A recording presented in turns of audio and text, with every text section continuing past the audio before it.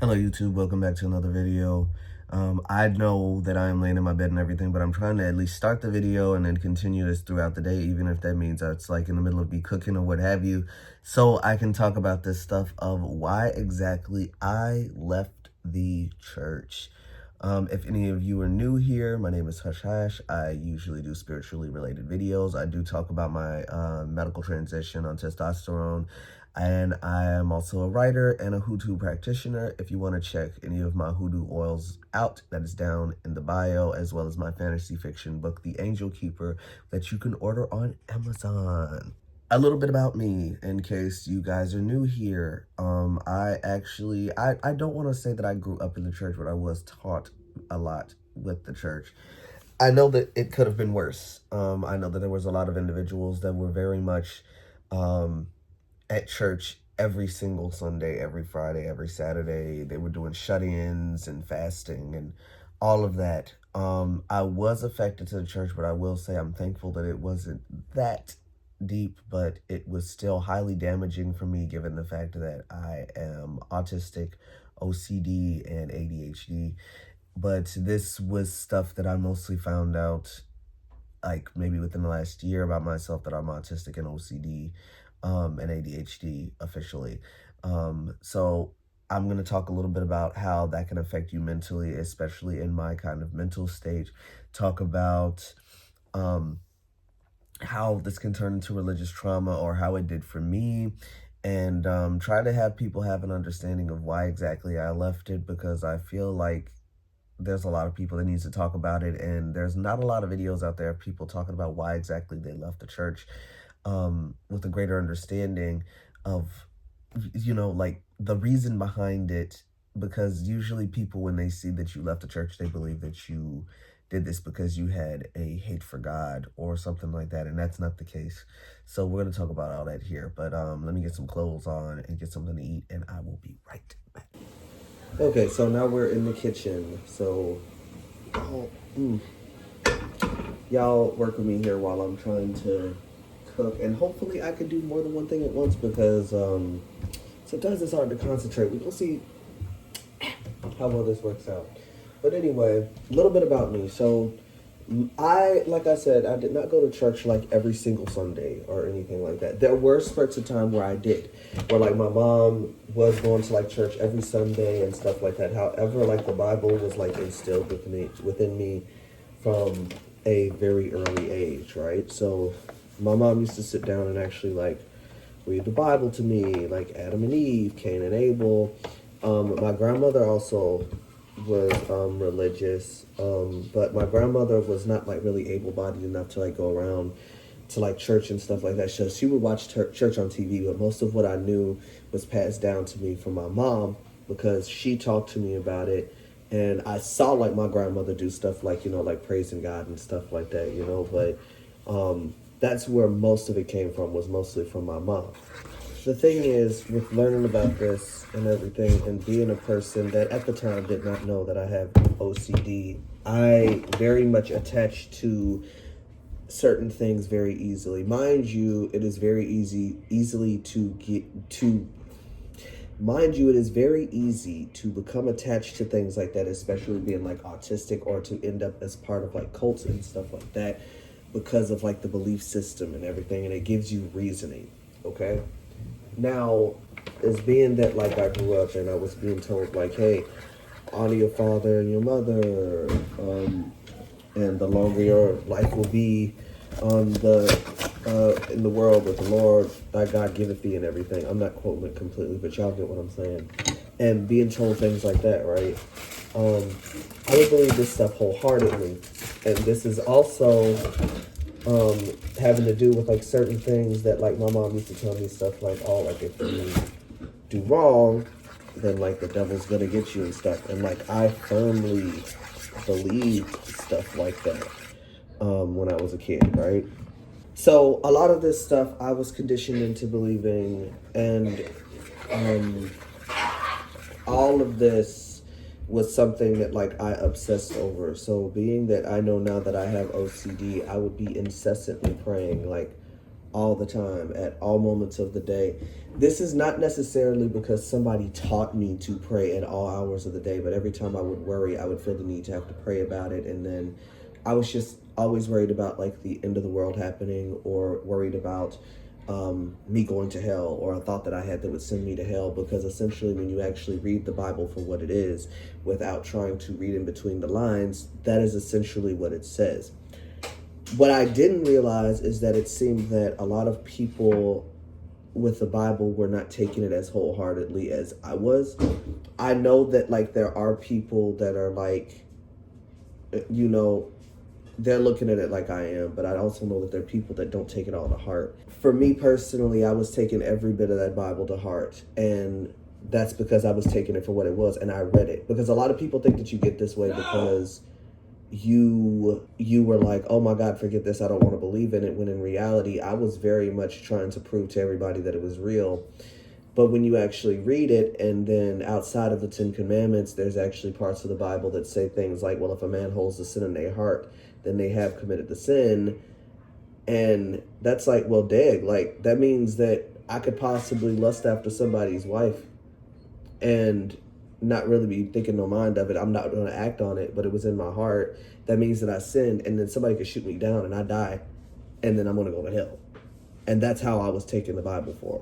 Now, it's one thing to obsess over things in the Bible and stuff like that, right? And to like constantly think about these things and to constantly worry about these things. But then when you take that a step further, and then you're going into church, and then you're seeing how people are reacting, and then you're having trouble connecting with it. And that was one thing about me, is I always had trouble connecting with it, of how everybody else was reacting. And it was weird because I remember that we used to go to like Bill Winston's church like years ago, and they have like a children's area. I don't know if they still do now, but they used to have like the youth group. They would have them for each age group. Like if you were like really little, they weren't really doing like church stuff there, but like once you got up to like 6, 7, 8, 9, and then they had like the teenage ministry type of thing, that was where like I was having like a lot of trouble connecting with others when they would say things like, I'm making you sound, don't worry. When they would say things like, you know, oh, well, you know, like you can't be ashamed of God, because if you are, then he'll deny you before your Father. And I was scared of like, of course, judgment. And then they're trying to teach you that you shouldn't be afraid of that judgment of like what others think, but then you should care what it is that God thinks about you. And so I was really confused, because like I also, mind you, went to this church with like my auntie, and my auntie was like very devout Christian, and she would like dance up and down the aisles at like church. And you know, I couldn't understand how she was able to do that without no fear or like caring what others think. And that's where I was like, okay, well now I'm going to get in trouble, because I'm afraid to sit here and dance in front of everybody, or to like scream at the top of my lungs or anything. And then this is a tough place to put like children in too, because like, especially with people around you speaking in tongues and everything. And then a lot of this, you don't even necessarily have the mental capacity to even understand the gravity of everything that's going on. And you're confused when you're sitting there in service, if you're with a parent and they're sitting there crying and speaking in tongues, and you're like, oh my God, what is going on? And I also used to feel some type of way because church would also leave me feeling unloved. And I mean this in a sense of, somebody was talking about recently how in the Bible there was, what was it, Abraham and his son, and then God told him to sacrifice his son, and then it turns out there was a ram in the bush. And the thing is that stories like that is actually quite terrifying. And to know that like everybody that was a part of the church, even your own family members, even your own parents, heavily believed that God had to come before anybody else, because then that leaves you feeling like, oh, you actually don't really love me that much. That's what it makes you feel like, you know? And then in adulthood, this turned into me, like, of course, like obsessing and feeling like I had to go to church. And this really messed me up. Especially being that I wasn't actually living life. And that's one thing that I have realized a lot about church, is you're not actually living life. Everyone is really disassociated. And they're just waiting on the end of the world or to go on to glory, and it's a bit ridiculous because then you're just missing out on life. There's a lot of my life, my teenage years specifically, that I feel like I missed out on, and it was partially because I was just always afraid to do anything because of going to heaven. So because I was always so fearful, this also kind of like, and then not only that, but also due to the fear of like my parents.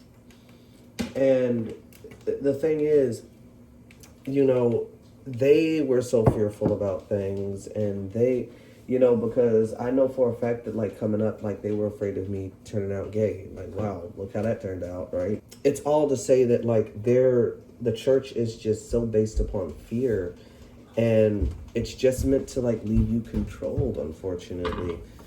And please understand, I'm not necessarily saying that there's anything wrong with going to church. The thing is like church is like, yeah, it's fine. Church is church. You get what I mean? But the problem comes in is that they teach you how much it is, like how scary it is on the outside world, and to not do anything. And yet, what I always find interesting is as much as they want to teach on fear and everything at the same time, usually the leader, at least to the churches that I had been to, were willing to tell you about the mistakes that they made in their lives and everything. But now I'm not trying to say that we have to go out and do like crazy things, but the thing is that you learn from mistakes.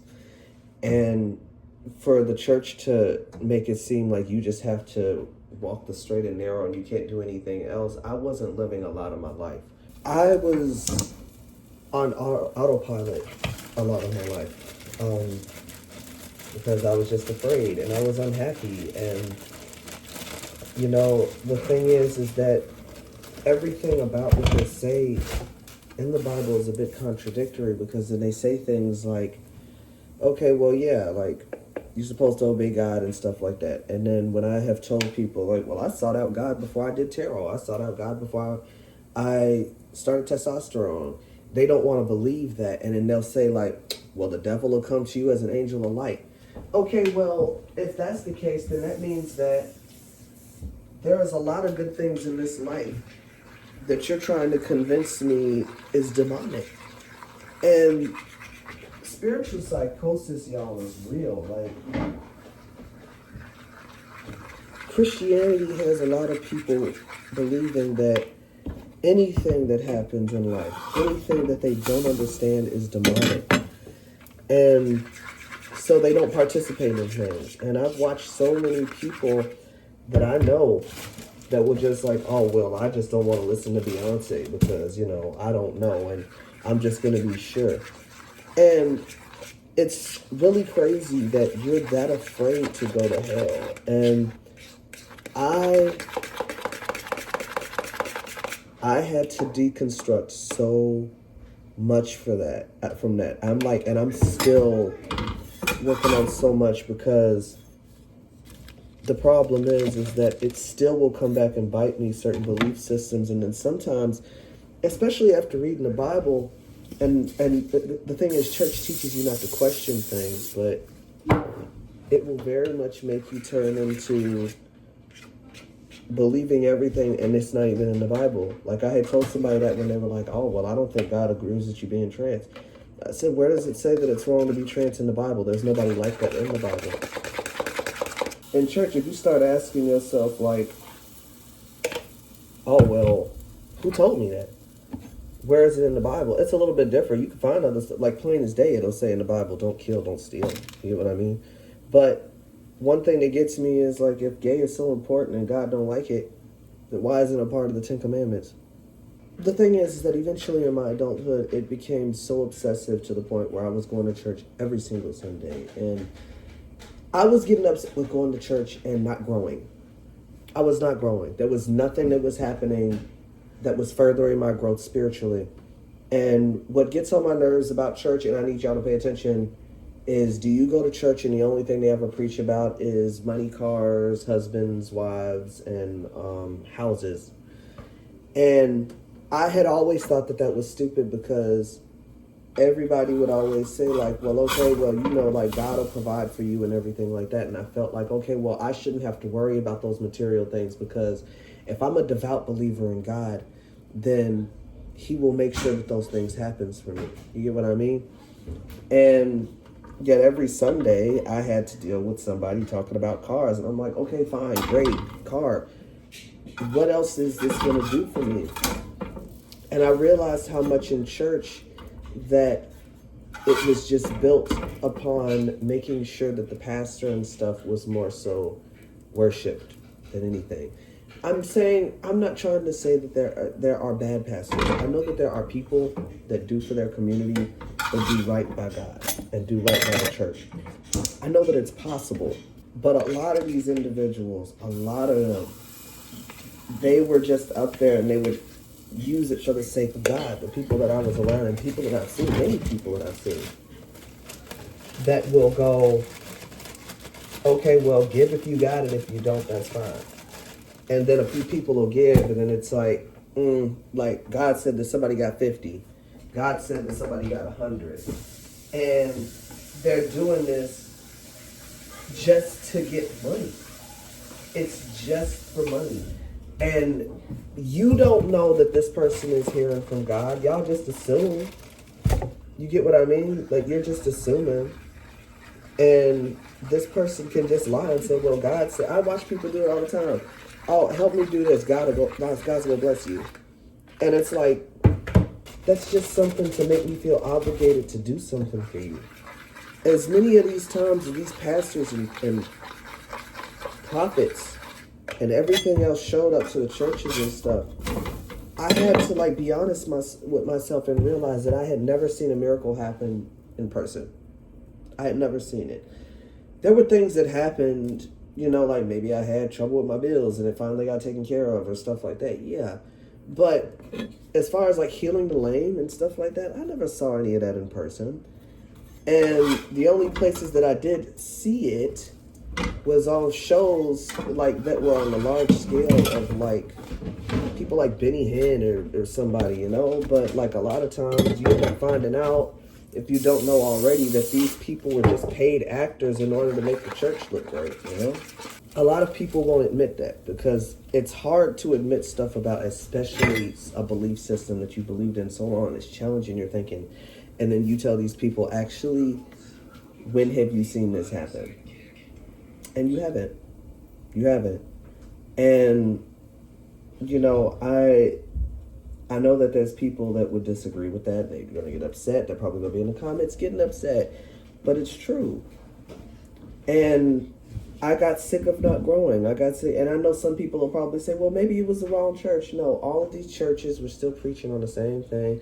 I visited churches and all of that. And it was just, it got really exhausting because it was the forefront of my life. And, it was nothing else that was happening. Shit, church didn't do nothing for me, but exacerbate, is that the right word? Exacerbate my mental health problems, and then causes you to believe faiths without works, in the sense of saying, well, I'm just going to believe that I'm okay, and you suffer in silence. It just causes you to suffer in silence. And then when you see everybody else saying, oh, I thank God, I thank God, I thank God, and then you got to do it too, you're just lying to yourself the whole time.